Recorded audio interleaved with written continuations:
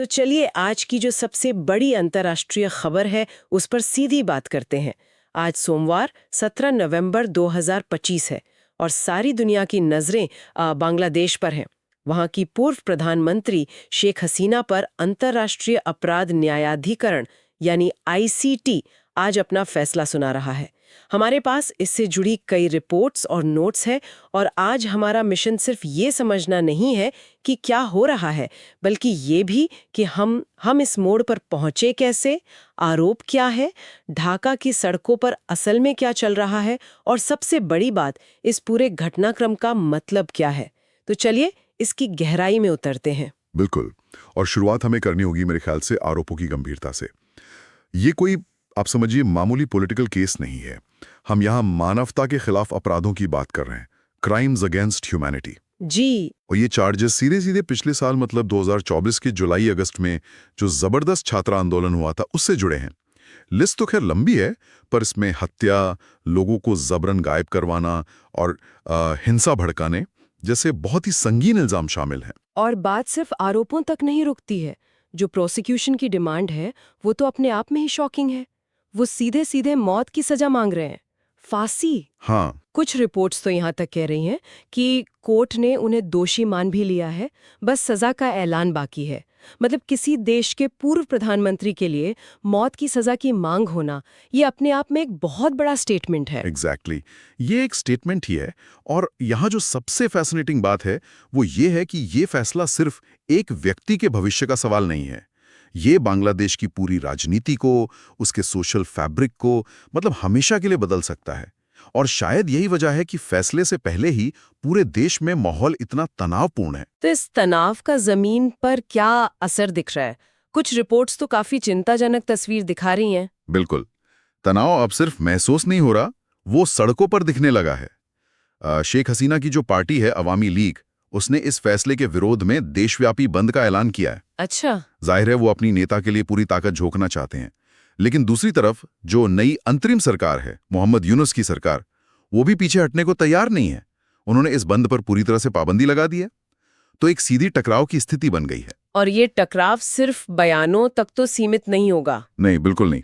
एक रिपोर्ट में जो जानकारी है वो सुनकर तो वाकई में मतलब बहुत हैरानी होती है। ढाका में शूट एट साइट यानी देखते ही गोली मारने का आदेश जारी कर दिया गया है। जी, ये दिखाता है कि जमीनी हकीकत हमारी सोच से कहीं ज्यादा संगीन है।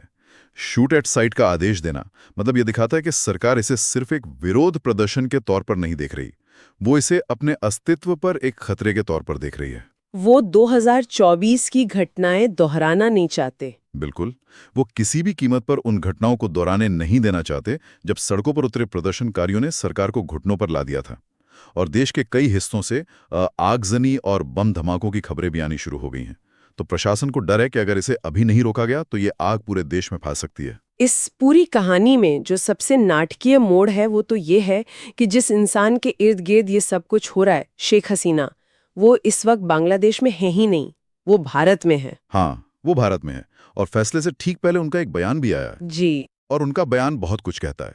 वो कोई कानूनी बचाव नहीं है, वो एक पॉलिटिकल रैली क्राई है। उन्होंने दो बातें बहुत साफ कहीं।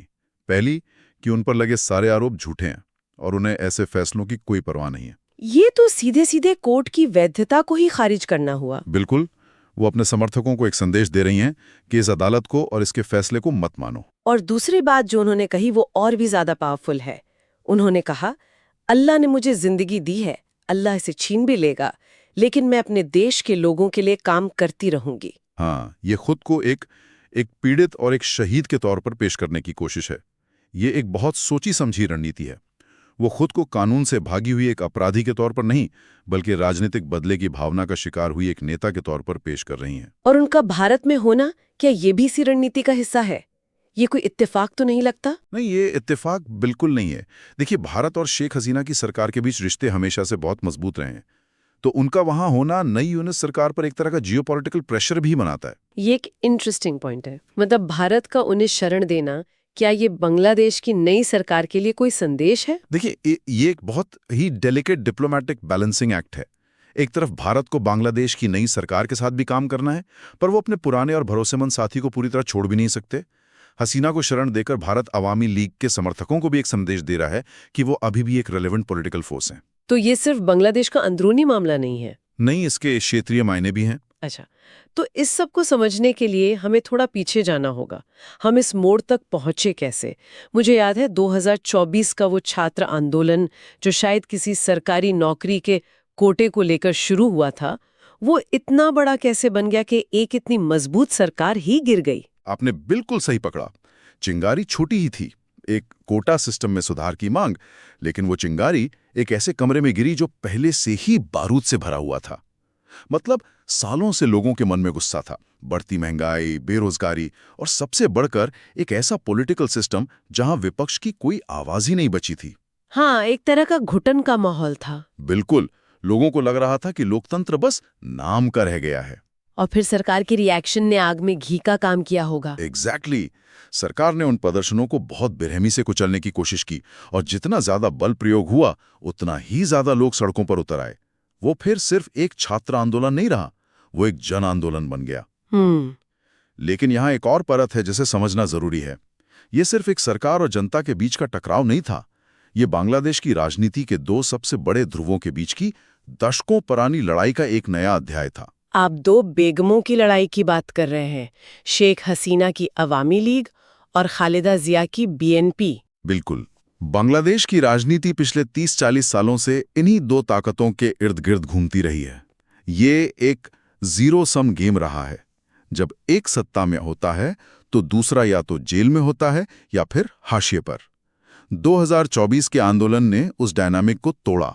अच्छा। उस आंदोलन से जो अंतरिम सरकार बनी मोहम्मद यूनिस के नेतृत्व में, उसका एक बड़ा मकसद इस टू पार्टी सिस्टम के चंगुल से देश को बाहर निकालना है।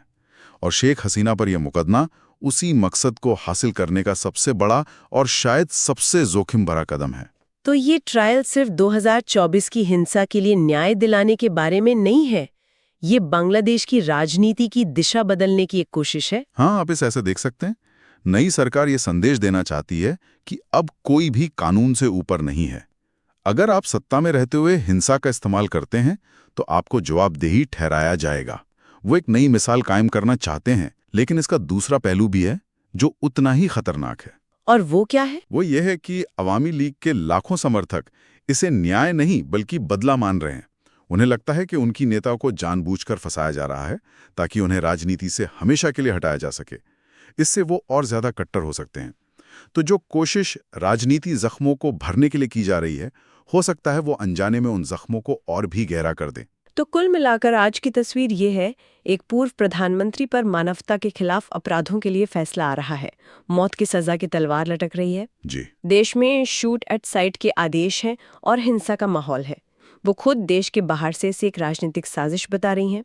और ये सब उस दशकों पुरानी राजनीतिक दुश्मनी की पृष्ठभूमि में हो रहा है जो देश को सालों से बांटती आई है। बिल्कुल। ये मामला सिर्फ शेख हसीना के भविष्य का नहीं है, ये बांग्लादेश के लोकतंत्र के भविष्य का एक टेस्ट केस है। क्या बांग्लादेश इस चक्रव्यूह से बाहर निकल पाएगा? क्या वो एक ऐसी राजनीतिक व्यवस्था बना पाएगा जहां सत्ता का हस्तांतरण शांतिपूर्ण हो, ना कि सड़कों पर हिंसा और अदालतों में मुकदमों के जरिए? इस फैसले का नतीजा चाहे जो भी हो, उसके दूरगामी परिणाम तो होंगे। बिल्कुल। ये पूरा घटनाक्रम वाकई एक बहुत ही अहम और मुश्किल सवाल पर सोचने को मजबूर करता है। वो सवाल ये है कि क्या कानूनी फैसले किसी देश के गहरे राजनीतिक जख्मों को भर सकते हैं? क्या एक अदालत का हथौड़ा उन दरारों को पाट सकता है जो समाज में दशकों से मौजूद हैं? या फिर वो कभी-कभी उन दरारों को और भी चौड़ा करने का जोखिम उठाता है?